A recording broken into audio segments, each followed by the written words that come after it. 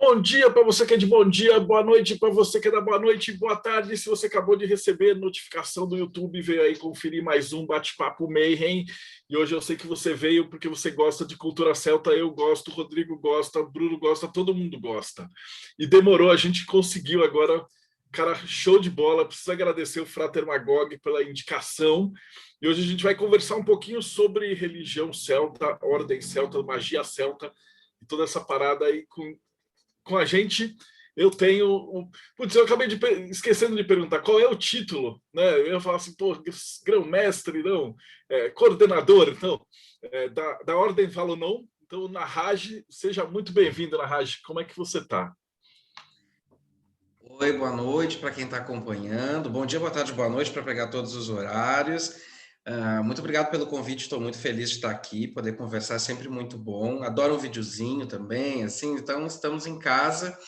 Eu estou bem e o meu título é sacerdote só mesmo. Eu sou sacerdote-chefe da Ordem Valonon, mas o meu título é de sacerdote.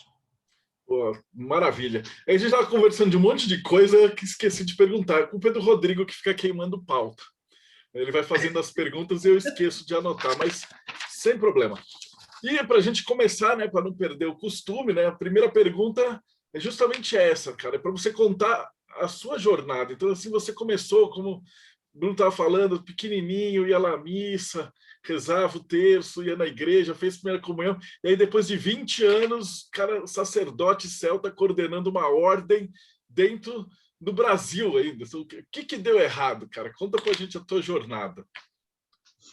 Então, essa cena hipotética é bem real. Eu era evangélico quando eu era pequeno. Eu tive uma fase católica, eu acho que como todo brasileiro, né? Nós nascemos assim em seios de família católica em geral. E fui católico, ia à igreja, eu era frequente na igreja. E depois eu virei adventista e fiquei um tempo como adventista, então eu descobri um mundo alternativo, um mundo diferente do mundo em que eu vivia. O meu rompimento, ele não foi por questões espirituais, assim, eu me sentia bastante atendido em relação às minhas questões na época. Hoje eu não me sentiria, mas com 10 anos de idade eu me sentia bastante atendido, mas como gay eu não me sentia acolhido. E existem várias questões a este respeito com a igreja, né, com as igrejas cristãs de um modo geral, e isso me fez olhar para os lados assim, e buscar espaços de acolhimento em que eu pudesse me sentir à vontade com quem eu sou e como eu sou e levo minha vida. Mas o meu caminho ele começou de forma muito despretensiosa. Eu sempre me interessei por assuntos ocultistas, assim, principalmente coisas como ufologia, espíritos, demônios e coisas. Estamos falando de uma criança de 10 anos de idade. Então, todo esse imaginário, esse universo misterioso me atraía muito, mas não tinha nenhum tipo de interesse espiritual em relação a isso. Eu tinha interesse, assim como eu assisto documentário de serial killer hoje, por exemplo. Né? Não tenho interesse em me aprofundar, é uma questão muito lúdica. E a partir de um encontro com uma amiga, que conversávamos sobre ufologia, sobre coisas do gênero, é que eu comecei a ter contato com o universo da magia. E eu já estava passando por esse rompimento com a comunidade cristã, e então eu achei interessante explorar esse universo. E aí nós tínhamos uma loja aqui em Porto Alegre que chamava Além da Lenda, que o pessoal de São Paulo conhece muito melhor, né, do que o pessoal aqui do Sul, mas nós tínhamos uma filial aqui num shopping da cidade, caríssimo tudo, mas eu fui lá com meus R$ 10 e comprei um livro que, por uma coincidência do destino, caiu da prateleira. Eu tenho ele aqui em algum lugar, mas ele caiu da prateleira, assim, e era R$ 10. Foi o que eu comprei, que é um livro de uma coleção da Gulbenkian Morgan, que depois eu vim a descobrir que era o pseudônimo da dona da loja, né, da dona da franquia Além da Lenda. E a partir dali eu comecei a estudar. O meu primeiro livro, primeirão de todos, foi Dogma e Ritual de Alta Magia, que existiu muito rapidamente na minha vida, Mas depois eu conheci a Wicca, eu conheci outras formas de paganismo, isso tudo muito rápido, tá? Isso tudo foi em meses, assim. E em seguida eu descobri, por conta da leitura de livros de Wicca, eu descobri que existia um troço chamado Celta. E eu pensei que mané celta? Vamos atrás dessa informação. Como bom capricorniano, psicótico por informações, eu fui atrás. Então eu descobri que celta era um povo e que eles tinham uma religião. Claro que o que eu fantasiei por um período inicial em relação à religião celta, eu fui descobrindo que não era bem assim, mas o meu caminho começou lá nos anos 2000, com 10 anos de idade, através de um rompimento que veio em função da minha orientação sexual e também em relação a um despertar que eu acredito que tenha começado naquele momento. Mas o mundo celta me fascinou muito de cara, foi de pronto. E eu me senti voltando para casa. É impressionante, assim. Quando eu fui católico, cristão, eu era muito cristão, muito católico. Quando fui adventista, fui muito adventista, guardava sábado, não comia porco, com todos os seus dogmas, né? Todos os seus tabus. E mas eu nunca tinha sentido a sensação de aquecer. A minha alma se aqueceu, eu não sei explicar. Mas foi uma coisa instantânea. Quando eu comecei a ler sobre os celtas, no primeiro momento que eu li sobre os celtas, eu entendi que ali era o meu lugar. E estou neste lugar desde então.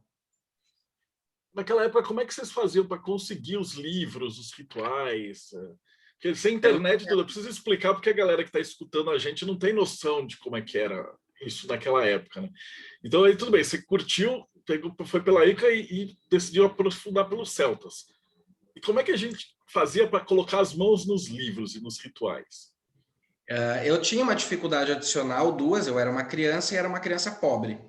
Então eu não tinha, a internet não existia, gente, nas casas das pessoas, não, em hipótese alguma. A pessoa tinha que ser muito rica para ter um computador e mais rica ainda para ter internet. E a gente tinha aqui na cidade uma biblioteca pública com acesso à internet por 30 minutos por dia, que tinha uma carteirinha, e eu religiosamente ia naquela biblioteca pública pesquisar num negócio que ninguém conhece, que chama Alta Vista, que é o proto-Google.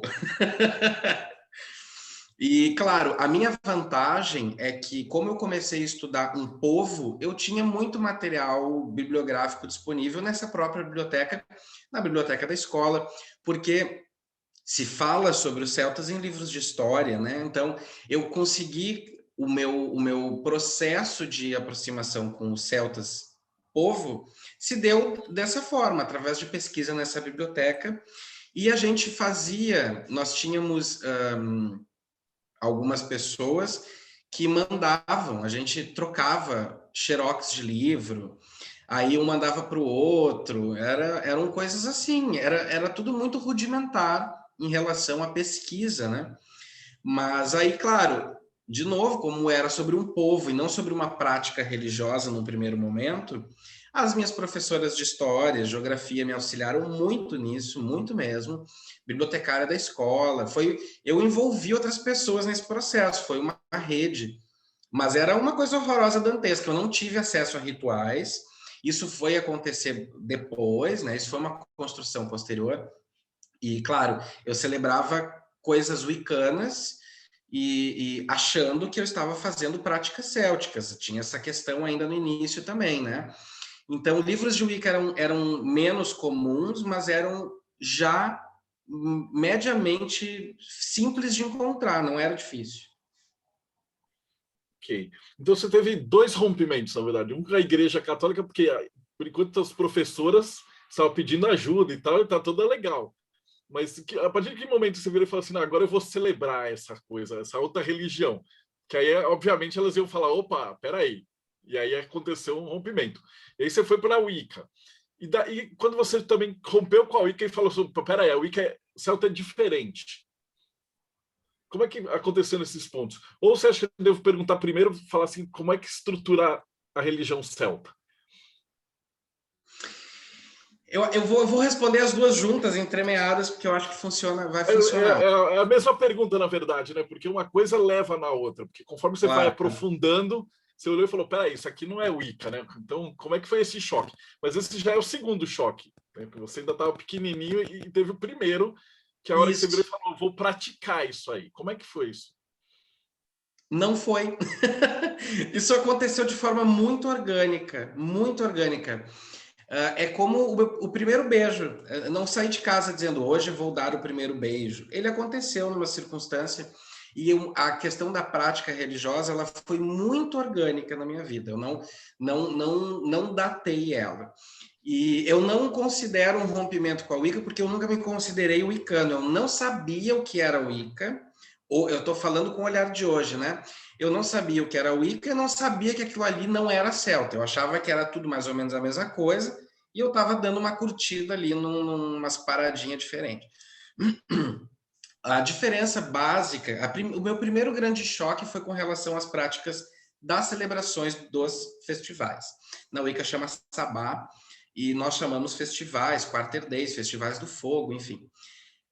Os celtas celebravam somente 4, não 8, né? Então, esse calendário de 8 pontas, essa roda de 8 pontas, ela é bem característica da Wicca, e os celtas não têm isso. Então, foi o meu primeiro grande choque. E, claro, teve as brumas de Avalon no meio do caminho, para misturar ainda mais, botar um tempero nesse sopão, que eu li Brumas de Avalon no ano de 2000 ainda, tudo aconteceu em 2000.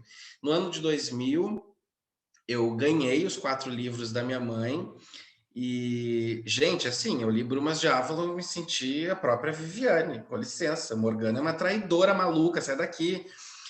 Sou a Senhora de Avalon. E, claro, aquilo ali, meu primeiro festival celebrado foi Beltane. Botei uns batom na cara e achei que estava sendo ali Juliana Margulies, sabe?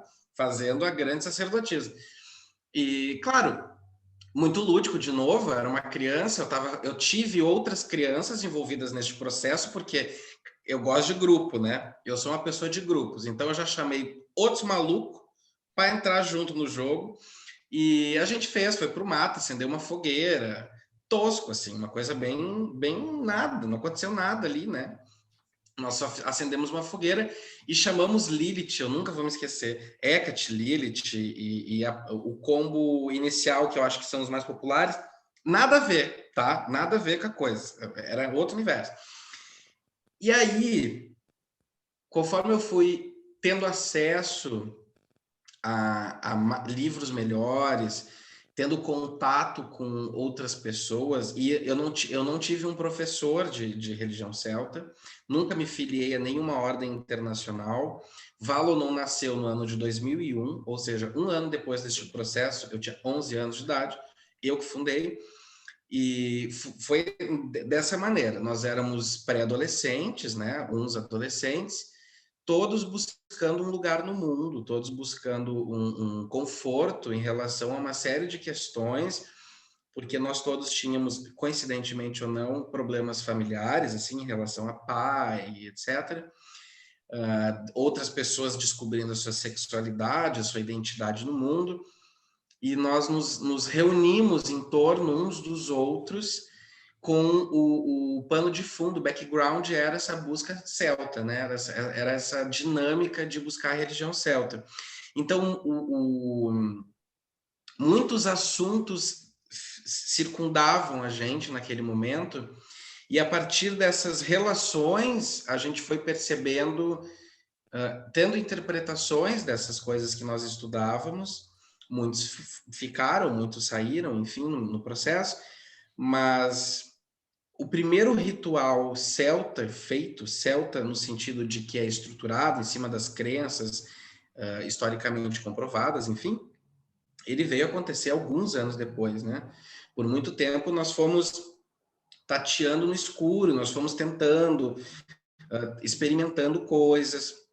Algumas pessoas tinham vivência, começaram a ter uma vivência paralela com bruxaria natural, bruxaria tradicional, e isso em algum momento também orbitou um pouco o nosso universo, não permanentemente, mas esteve presente de alguma forma, e a descoberta de um ritual celta foi transformadora, assim, nós percebemos muitos elementos. E outra grande diferença da Wicca para a religião celta é a estrutura de divindades, né? Os celtas, eles são politeístas e a Wicca é duoteísta. Os celtas não tinham uma grande mãe, eles não tinham uma grande deusa, eles tinham várias deusas e vários deuses. E assim nós temos hoje. E não há um maior, um menor, né? Não existe isso para nós. Então também foi um choque. E eu era muito evangélico, eu era muito adventista, né? Eu estava prestes a ser batizado, inclusive, quando eu rompi com a igreja.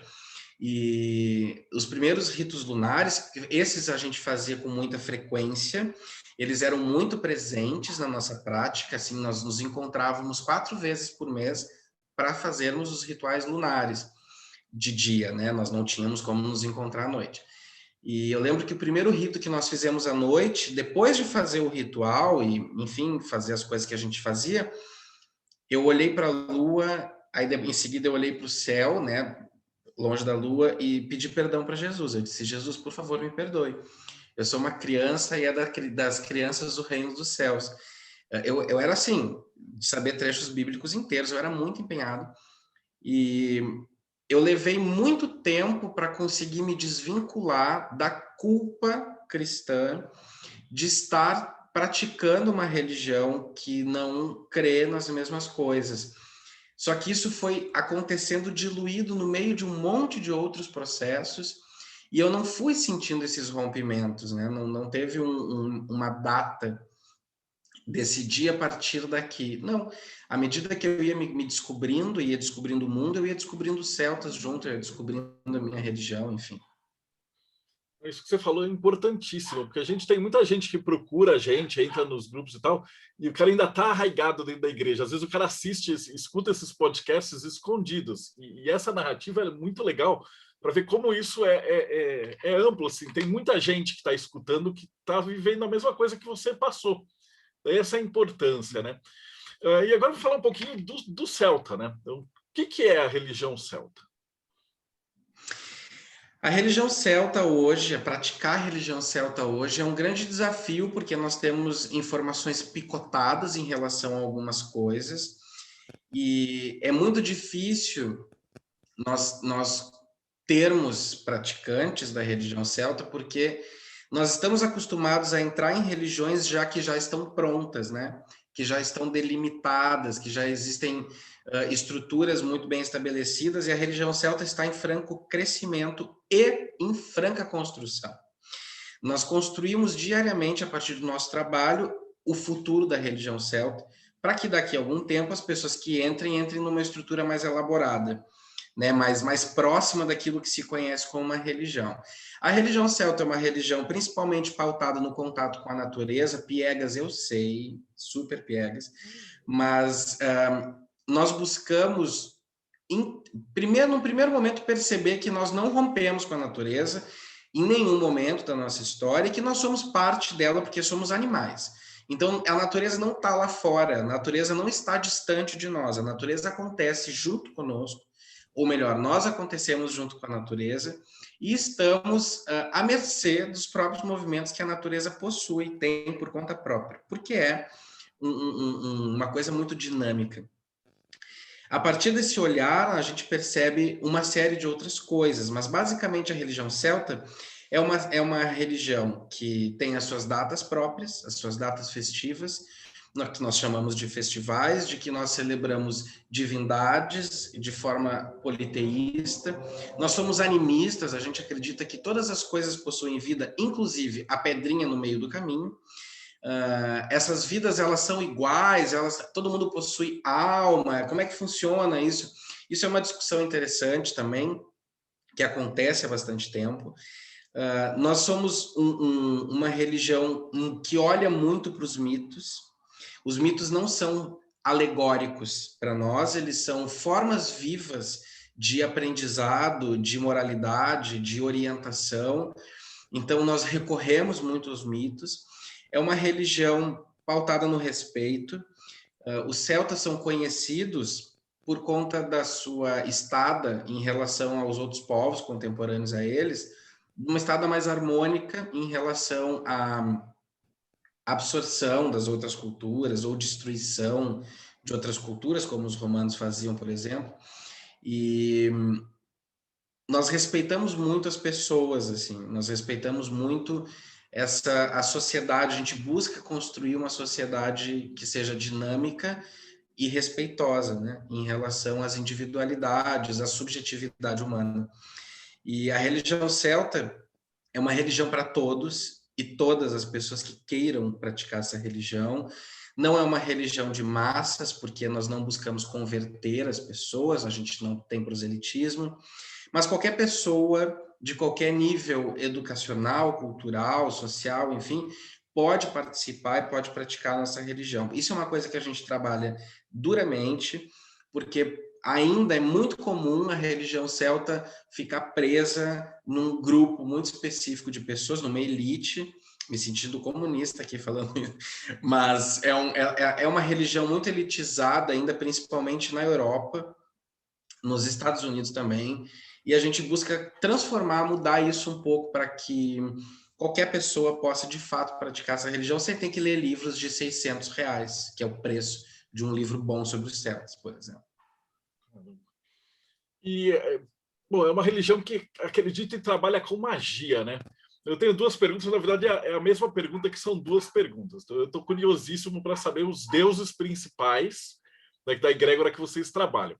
E a segunda pergunta é, bom, depois eu faço, que a gente vai falar de magia depois, mas primeiro essa curiosidade.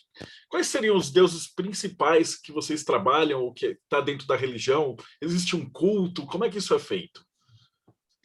A religião celta é uma religião muito devocional. Isso é uma coisa importante de falar. Nós não vemos os deuses como forças que estão trabalhando a nosso favor. Não é por aí que a gente trabalha.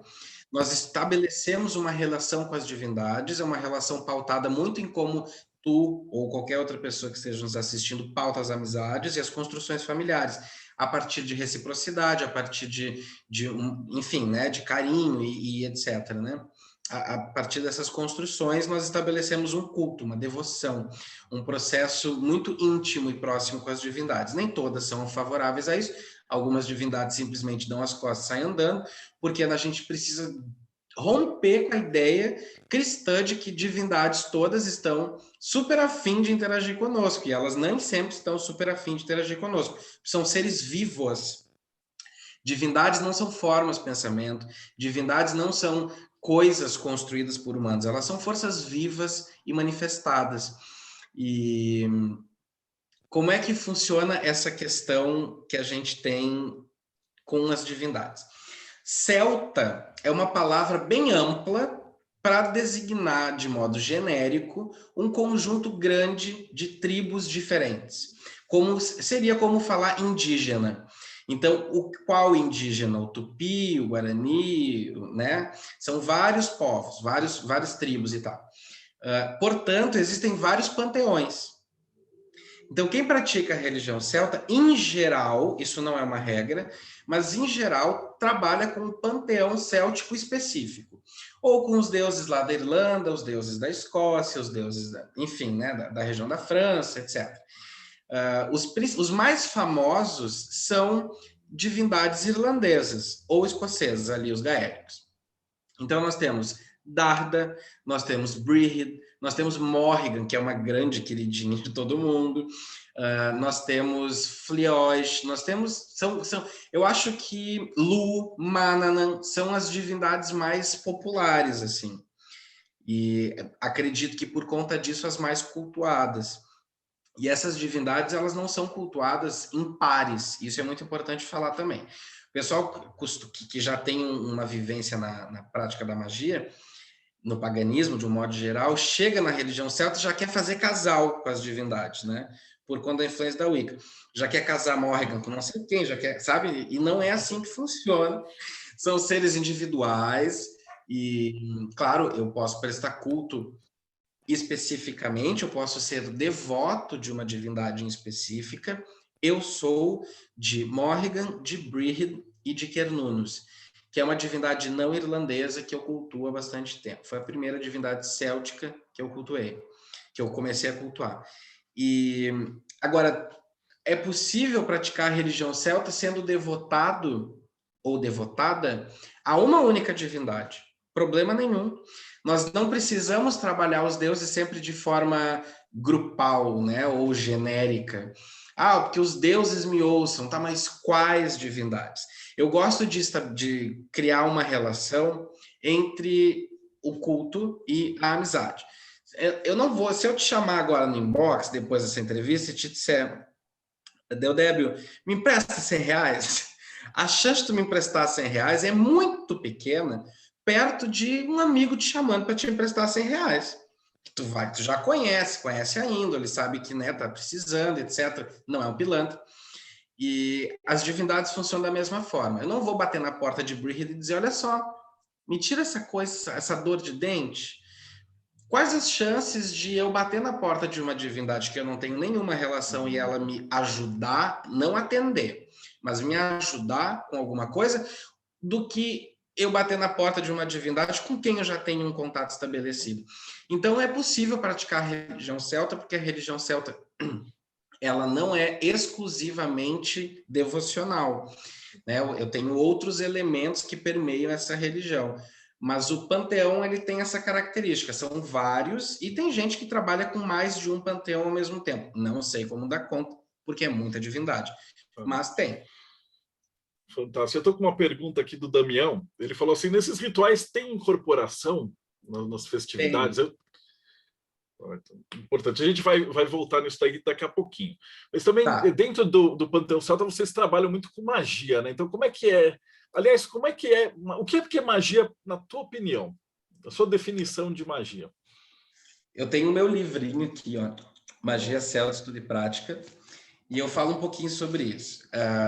Assim, magia é um conjunto de ferramentas ferramentas e ações que visam trazer ou afastar alguma coisa de nós. Eu costumo dizer que toda magia operacional é uma amarração que visa amarrar uma pessoa ou um grupo de pessoas a um objetivo, né? É uma questão de desejar algo, seja para me trazer, me aproximar daquilo ou me afastar daquilo. Basicamente, a gente entende magia dessa forma. A magia é parte da nossa religião, é uma parte que para alguns é muito importante, para outros não é tanto. E a gente divide a magia, essa magia operacional, feitiçaria, encantamento, maldições, etc., em dois tipos. Nós temos o que nós chamamos de taumaturgia, que trata de práticas desligadas do envolvimento com divindades ou espíritos, seres, de um modo geral, que é a magia de velas, a magia com cristais, enfim, a magia com elementos, né, físicos, coisas, enfim. E nós temos a teurgia, e a teurgia para nós é todo o trabalho mágico que envolva divindades, seja através de oferendas, através de propiciação, através de invocação, mas é buscar um objetivo utilizando a ajuda de uma divindade. Então, temos esses dois campos de atuação, a taumaturgia e a teurgia para nós são essas duas formas de praticar magia. A teurgia seria esse contato que você falou, né? De ficar íntimo da entidade primeiro, né? Então, em vez de chegar e bater lá e falar, ô, me arruma as coisas e tal, primeiro você tem que fazer um devocional, ficar amigo e toda essa parada. E juntando com o que o Damião perguntou, né? Vocês começaram a fazer os rituais, como é que foi essa incorporação? Porque a gente tem muita gente que escuta a gente, que veio da Umbanda ou do Candomblé e tal. E aí vocês estão trabalhando numa egrégora diferente. Então, como é que foi as primeiras incorporações de alguém que não era, por exemplo, um caboclo ou um Exu? Você pode contar um pouquinho dessa experiência? Como é que eles se identificam? Como é que vocês depois conversaram com ele, as perguntas, a relação do médium com entidades dessa outra egrégora? Nós chamamos de toque esse processo de incorporação. A gente fala disso desde 2005 publicamente, que foi quando a gente resolveu falar abertamente sobre, tem vídeos já sobre isso, enfim. Mas o toque, ele é um pouquinho diferente de incorporação, tecnicamente falando. Não é uma divindade que entra em nós. Nós expandimos a nossa cabeça, consciência, é porque a nossa cabeça, para nós celtas, é onde está a alma, especificamente. Então, é quando nós nos abrimos suficientemente para conseguirmos chegar até a divindade, né? Não é a divindade que entra neste receptáculo. Eu não deixo de ser quem eu sou quando estou com o toque. Acontece que eu dou o lado para que o meu corpo funcione como um veículo entre as pessoas que estão presentes, a comunidade e a divindade. Isso acontece em rituais fechados, nós não fazemos isso de forma pública, né? Nós fazemos inúmeros rituais públicos, inclusive em praça pública, 200, 300 pessoas aqui em Porto Alegre, e a gente não tem toque, porque o toque é um processo muito íntimo para nós. As divindades não dão consulta, nós não respondemos perguntas das pessoas, nós não vamos chamar uma divindade para responder se o boy vai aparecer, se o dinheiro vai surgir. Isso são problemas humanos e nós temos que nos resolver em relação a isso. Então, as divindades elas vão surgir para falar de forma comunitária, elas vão surgir para trazer mensagens que sirvam para a comunidade. Enfim, e a partir disso, claro, as pessoas se colocam, né, diante da divindade, e o chamamento ele passa por um processo prévio, né? Não existe, não acontece na frente de todo mundo, ele é feito em separado, e aí a gente vai, quando está tocado, a gente é levado em direção às pessoas que estão nos aguardando e que ouvem palavras que sejam as que a divindade tem para falar. O toque não dura muito, não é uma coisa que aconteça por horas, é uma coisa muito breve, porque justamente a gente precisa entender que a divindade não está ali para nos servir e de que nós temos uma certa pequenez em relação a essa divindade. Então, o corpo da pessoa que está sendo tocada cansa muito, é muito cansativo. A gente fica bem prostrado depois, assim, mas é muito bonito as pessoas que acompanharam, que tiveram o presente de poder acompanhar isso, foram muitas ao longo desses 20 anos, né? Mas eles acontecem basicamente nos festivais, eles não acontecem de forma aleatória, então são 4 vezes por ano, em média. Aqui eu comentário do Marco Antônio, né? Ele gosta muito do Valodon, que eles tratam os deuses com muito respeito e seriedade, né? Não é tipo um boneco da Marvel que você vai brincar. Isso que você falou eu achei fantástico, esse posicionamento de respeito e interação com os deuses, que acho que é complicado, porque às vezes o cara sai da Umbanda, sai de uma coisa e fala assim, pô, vocês têm um tratamento assim extremamente sério, né? Então, por falar nisso na Valodon, como é que ela funciona? Então, se alguém quiser entrar, como é que eu acho vocês? Na verdade, depois a gente vai falar de como é que acha os links, etc. Mas como é que uma pessoa entraria? Tipo, eu tô assistindo esse vídeo, eu falei, porra, Celta é massa. Então, qual é o primeiro passo? A pessoa precisa observar os nossos preceitos, né? É muito semelhante ao budismo nesse aspecto, que a gente estava falando lá antes do budismo e tal. É muito parecido com o budismo a pessoa que vai dizer se pratica religião celta, não eu. Eu como sacerdote não tenho esse poder. Eu posso dizer quem não pratica, pautado naquilo que eu estou vendo da pessoa, né? Ela não observa os preceitos, ela não pratica a religião celta, ela pratica qualquer outra coisa. Mas a pessoa que queira participar da comunidade, ela só precisa entrar em contato conosco e a gente vai passar para ela os links. Participar da comunidade, qualquer um pode participar, que vai ter acesso às nossas atividades, às nossas ritualísticas, vai poder participar e vai passar por esse processo de conversão. Uma coisa importante de pontuar é que nós não aceitamos, não gosto dessa palavra, mas nós não gostamos de dupla pertença. Então, ou seja, a pessoa ou pratica a religião celta ou não pratica a religião celta, pratica outra. No Brasil existe assim muito esse costume de misturar as religiões. No sábado vai na casa de umbanda, no domingo vai na igreja, aí no meio do caminho vai num feiticeiro, sabe? A gente quer que as pessoas que pratiquem a nossa religião, porque nós somos completos dentro dela. E assim como as pessoas das outras são também. Então a gente não precisa buscar em outros territórios as frutas que nós temos nas nossas árvores. O que acontece? A pessoa, depois de decidir que quer conhecer a religião celta, ela vai passar a participar em qualquer momento das atividades que a gente promove. Se participando das atividades que a gente promove, ela por conta própria entender que quer se aprofundar nisso, ela tem que entrar no nosso site e pedir associação. Aí ela vai ser associada e aí ela vai poder ter acesso a uma série de outras camadas, né, dessa prática religiosa. Mas nossa religião não é hermética. Todos os cursos que nós damos para as formações são públicos. Qualquer pessoa pode fazer e, claro que não vai receber o título, né? Não vai ter o certificado, mas pode fazer. Não é uma religião hermética em absoluto. Eu respondo qualquer pergunta que qualquer pessoa faça em termos de religião, porque não somos pessoas especiais, somos pessoas absolutamente comuns vivendo uma espiritualidade absolutamente simples. Mas não é fraca por ser simples e não é incompleta por ser simples. É simples como o macarrão da nossa mãe. Incrivelmente poderoso.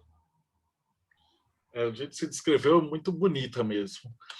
E essa ordem, a gente estava conversando, tem também a parte iniciática também, né? Que você tem graus, etc. O pessoal que quiser mesmo se dedicar, a parte que gosta mesmo da parte de magia, etc. Né? Como é que isso funciona? Depois que a pessoa participa da comunidade, decide viver a religião celta, ela vai se tornar uma pessoa duine. Duine literalmente significa pessoa, companheiro, um comum, igual a nós. E a partir disso ela vai se dedicar. Ela querendo buscar iniciações e formações, uma coisa muito importante de ressaltar é que a religião celta não é iniciática. Isso quer dizer o quê? Que a pessoa não precisa se iniciar em nada para praticar a religião celta. Tem duínes que sabem tanto quanto um sacerdote, porque fizeram as mesmas formações, só não quiseram tomar as responsabilidades que os cargos trazem consigo. Mas ela vai entrar em Valon e vai buscar essas formações. É bem simples a organização da ordem. A pessoa ela entra do INE e aí ela passa a ser uma pessoa dedicante. Depois de dedicante, ela passa a ser uma pessoa dedicada. Depois de dedicada, ela passa a ser um Azarli. Azarli é o equivalente é literalmente feiticeiro ou feiticeira. E é uma pessoa que aprendeu e que sabe aplicar magia na sua vida, né? Essa magia operacional da qual eu falei anteriormente, quer fazer feitiços, quer fazer trabalhos e etc. Trabalhar com oráculos também. Ela querendo ir além disso, porque o Azarli é um caminho muito individual, eu posso dizer assim, né? Toda religião celta é comunitária, é coletiva, mas o Azarli, ele está aprendendo essas coisas para usar na sua vida. Ele vai fazer uma limpeza na sua casa, vai saber fazer isso, ele vai saber fazer um feitiço para atrair dinheiro para sua vida, ele vai saber, enfim, ele vai atuar na sua vida, na sua casa, na sua família. E aí ele querendo atender a comunidade, ele querendo uma formação mais robusta, a gente pode dizer assim, ele vai buscar uma formação de naofa, uma relação de reverendo, reverenda, enfim. E aí acabou, essa é a formação final. Quanto tempo demora, mais ou menos, de estudo? É uma vida inteira, né? O cara vai entrando não acaba nunca, nós temos nunca. Um cronograma, né, que é cumprido. Uma pessoa com bastante empenho consegue cumprir esse cronograma em 3, 4 anos, até a formação final, mas não para nunca. A gente aprende o tempo inteiro, a gente sempre descobre coisas novas, revisa o que já sabia, porque uma coisa sobre os celtas e sobre a religião celta é que a gente revisa muito os nossos saberes, né? Por exemplo, 20 anos atrás, nós não aceitávamos pessoas transformadas. Um homem trans era formado como uma mulher. Não me interessa.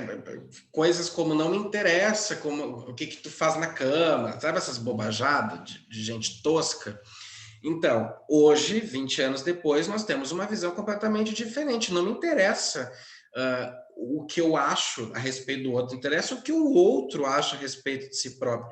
A pessoa é uma mulher, é uma sacerdotisa, é um homem, é um sacerdote. Não me interessa mais nada além do que ela me disser.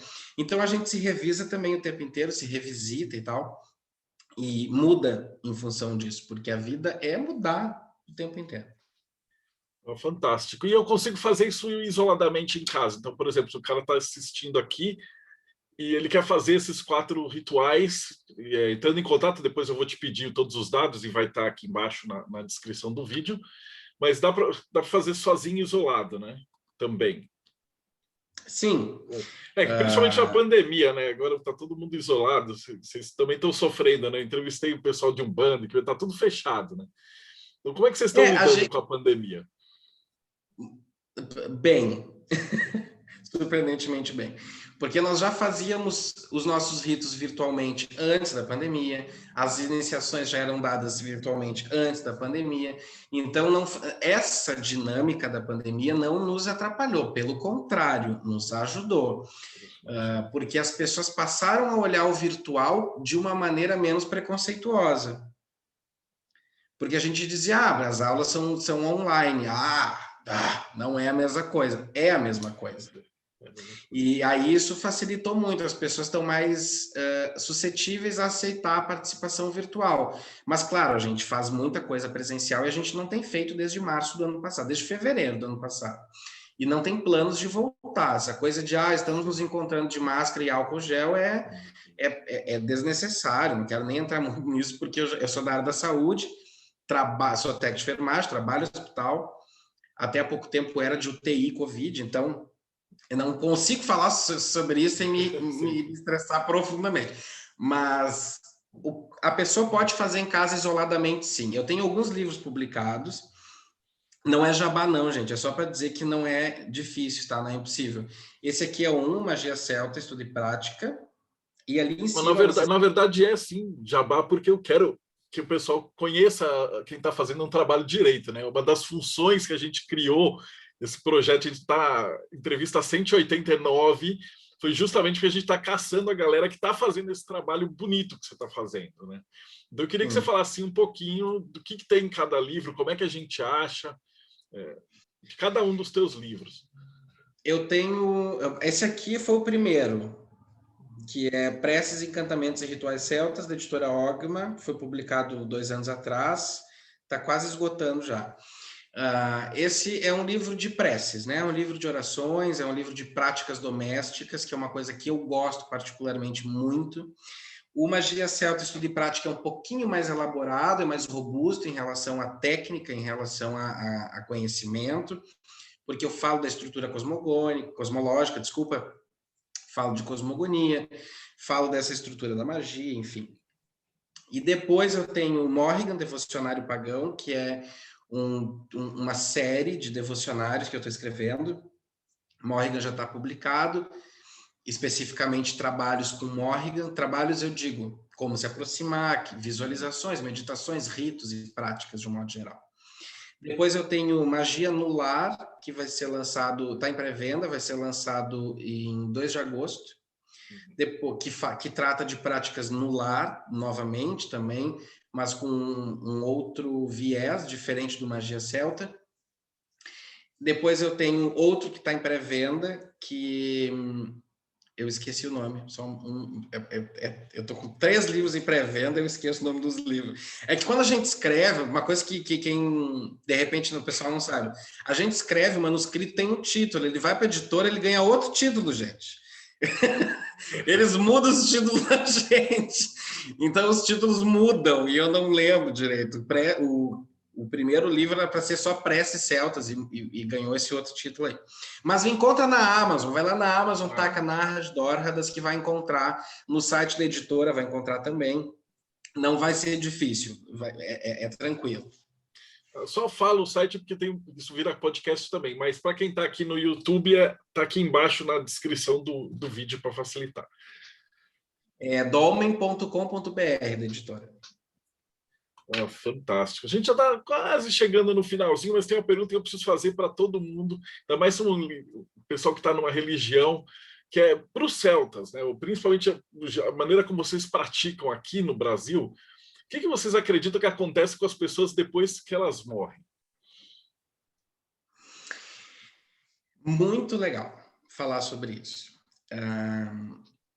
Nós temos uma coisa que a gente chama de outro mundo.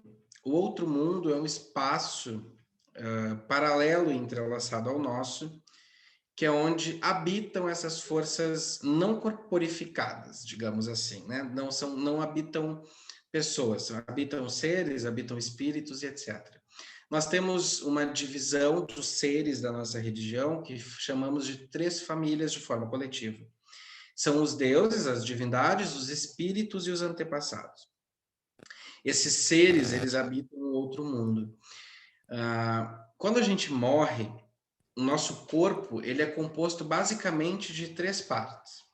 Do nosso corpo físico, esse que todo mundo está enxergando, depois da energia, que nós chamamos de brio, e alma, que nós chamamos de briga. Esse brio e briga, eles são conectados um ao outro pela lembrança, pela memória. É como se fosse um elo que conecta esses 2 corpos sutis, digamos assim. E o brio e o briga, quando o nosso corpo morre, eles permanecem conectados e vivos. Então, por isso que nós conseguimos nos comunicar com os antepassados, que nós conseguimos no Soen ter Soen nos nossos festivais, o nosso Ano Novo. Então, que no Soen a gente tem contato com as divindades, com esses antepassados também, a gente se comunica com eles, enfim, que eles são presentes. E quando a gente morre, o nosso corpo ele se desfaz, ele, como algo orgânico, se transforma num amontoado de coisas orgânicas, né? Vira verme, basicamente, adubo, e a não ser que sejamos cremados, né? Mas enfim, o nosso corpo ele é perecível, ele é algo com o qual nós não nos ocupamos por muito tempo. Existem os ritos fúnebres, logicamente, mas depois de feitos, o nosso corpo ele fica à disposição da natureza. O que acontece com o brio e briga? O que acontece comigo, né? Eu navego pelo mar. Nós acreditamos que depois da 9ª onda do mar já começa uma aproximação com o outro mundo. É através do mar que nós chegamos lá. Então nós navegamos e vamos para um lugar chamado Tekdu, que é a Casa de Dom, que é um espaço de passagem, é um lugar físico, inclusive, né? É uma ilha rochosa com um caminho, um túnel que a atravessa. E nós navegamos através deste túnel e vamos para a Casa de Dom, para onde vão todos os nossos ancestrais. E na Casa de Dom nós permanecemos por um tempo, e depois deste tempo nós vamos para outro mundo. Podemos ficar na Casa de Dom, ou se quisermos, mas a gente invariavelmente acaba indo para outro mundo e vivemos no outro mundo. Mas nós não vivemos apartados, né, deste mundo, naquele outro mundo, porque nós participamos da vivência neste mundo. O culto aos antepassados é uma parte muito importante da nossa religião, é uma parte muito importante da nossa prática, presente, inclusive, para além do processo devocional, para o processo mágico, né, para o processo de trabalho mágico. Nós trabalhamos muito com espíritos, com seres, e eles participam muito ativamente da nossa vida. Nós conversamos com os espíritos dentro de casa, nós chamamos eles, alguns, que isso fique claro, porque nem todos são amigáveis. E este outro mundo tem várias passagens, tem várias pontes, vários lugares que nós conseguimos nos aproximar deste universo, né? Deste outro mundo, que é um lugar de uma nova vida, ou da continuação dessa. Mas não há pecado. É uma coisa importante de falar, eu acho que é muito legal, é que as pessoas sempre me perguntam, e os suicidas, e os estupradores, e tarará. Nós não fazemos juízos de valor, né? O outro mundo funciona exatamente como este. É claro que assassinos, é claro que pessoas de má índole, elas vivem aqui, enquanto estão vivas, elas vivem isoladas, não só porque podem estar presas, mas porque a comunidade, de um modo geral, as afasta. A comunidade as rejeita, né? Isso acontece no outro mundo também. Todos vamos para o outro mundo. Todos vamos, vírgula, todos que praticamos a religião celta, porque nós não achamos que a nossa religião explique a outra vida de todas as pessoas. Existe o céu lá com Jesus Cristo de São Pedro, bem direitinho lá no lugar dele. Existe, sei lá, o Nirvana, existe Buda, sei lá. Existem outros mundos e o nosso não é o englobador de tudo, não. Então, nós não temos todas as pessoas do mundo no outro mundo. Nós temos os praticantes de religião celta, os nossos ancestrais célticos, e lá eles vão ser rejeitados também, porque uma das maiores punições dentro da religião celta é o ostracismo, é fingir que a pessoa nunca existiu. Ok. Também outra pergunta, Daniel. Você acredita em reencarnação? Não. A gente tem uma coisa chamada metempsicose, que é um pouquinho diferente da reencarnação. A ideia de reencarnação, ela é evolutiva, né? Então eu saio de um estágio A e passo para um estágio B, que tecnicamente é melhor, mais evoluído, mais robusto, enfim. Nós não acreditamos em evolução. Nós acreditamos que uma pessoa possa voltar como um cachorro, uma pessoa possa voltar como uma vaca. Isso é atestado largamente na mitologia. Acreditamos numa vida pós-morte, ou numa vida que segue após a morte. Nós acreditamos que exista a possibilidade de um retorno, mas o retorno não é óbvio. Ele acontece eventualmente, não todo o tempo. Isso quer dizer que as pessoas não voltam sempre. Isso quer dizer que, de repente, eu não tenha vivido antes. Tem uma outra pergunta do Bruno. Ele fala assim: existem rituais como casamento, batismo? Quais são os rituais do celta? Legal. A gente tem todos os ritos. Todos os ritos. Nesse meu primeiro livro aqui, eu ensino preces para as pessoas fazerem os ritos em casa, por conta. Nascimento, casamento, morte, a menarca, a semenarca, que é uma coisa que ninguém fala, rito de passagem, só fala das meninas. Que elas são maravilhosas, elas são, mas os meninos também têm esses ritos de passagem, pouco explorados, eu acho.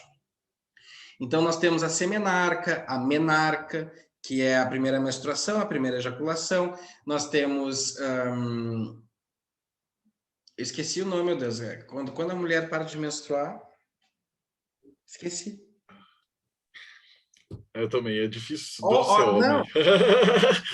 Eu esqueci a menopausa, obrigado. Luzes menopausa, andropausa. Então, nós temos todos esses ritos. Inclusive, um dos papéis do sacerdote é auxiliar a comunidade, é servir a comunidade. Nós fazemos esses serviços para a comunidade toda. Então, nós temos um movimento de fazer casamentos. Eu fiz casamento no Rio de Janeiro, fiz casamento aqui no Rio Grande do Sul várias vezes. A gente tem um casamento agora em agosto, que são casamentos célticos laicos. São pessoas que não são da religião celta e contratam o nosso serviço. A gente faz todos os ritos de passagem para qualquer pessoa que queira. Ela não precisa nem ser da religião, inclusive. Fantástico.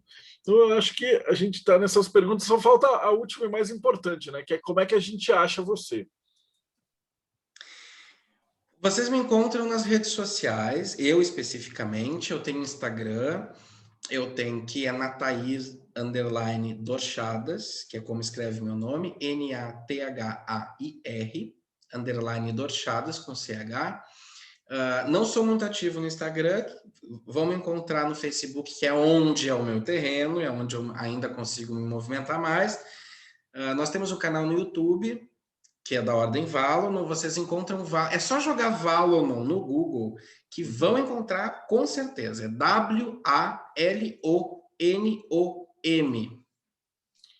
Maravilha. De qualquer jeito, vai estar aqui na descrição, eu vou pegar com você e a gente vai estar, não precisa se preocupar quem está assistindo. Aí só ficou voltando a última do Igor, que eu esqueci, né? Que conselho que você daria para alguém que está começando agora, que caiu da internet, ou estava digitando no YouTube, chegou aqui nessa entrevista, e está começando agora dentro da magia, dentro de uma religião, um conselho para um iniciante? Não acredite nas pessoas. É o meu conselho maior. Acredite nas fontes. Por que eu estou falando isso? Porque existem muitas distorções, e eu não estou falando só sobre a religião celta, que eu acho que é uma grande vítima de distorções, mas de o paganismo de um modo geral. Sempre questione, sempre, absolutamente sempre questione. E se tu estiver em um espaço em que tu não possa questionar, corra sem olhar para trás, porque tu estás num lugar perigoso.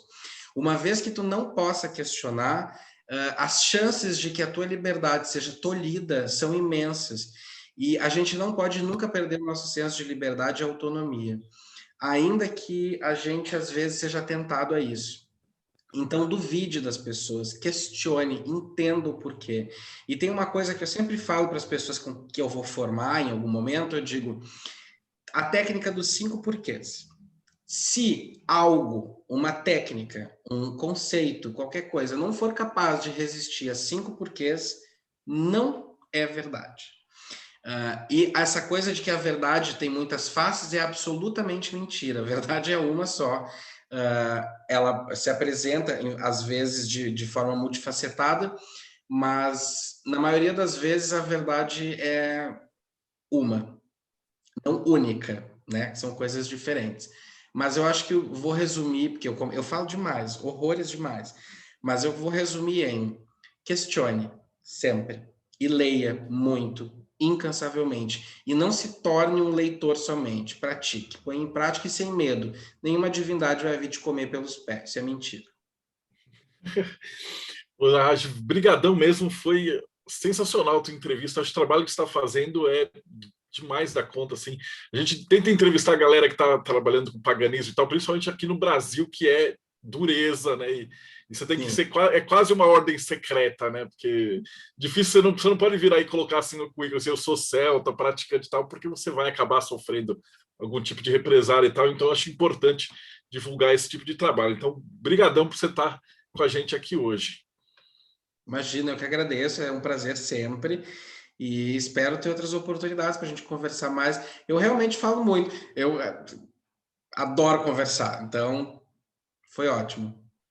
Maravilhoso. Eu vou só despedir da galera aqui do YouTube e aí a gente abre as câmeras para conversar. Então, se você acompanhou a gente até aqui, então não esquece, visita aí o canal do Narrage, da Ordem Valonon, dá like, segue o canal e a gente se vê aí no próximo Bate-Papo Mayhem.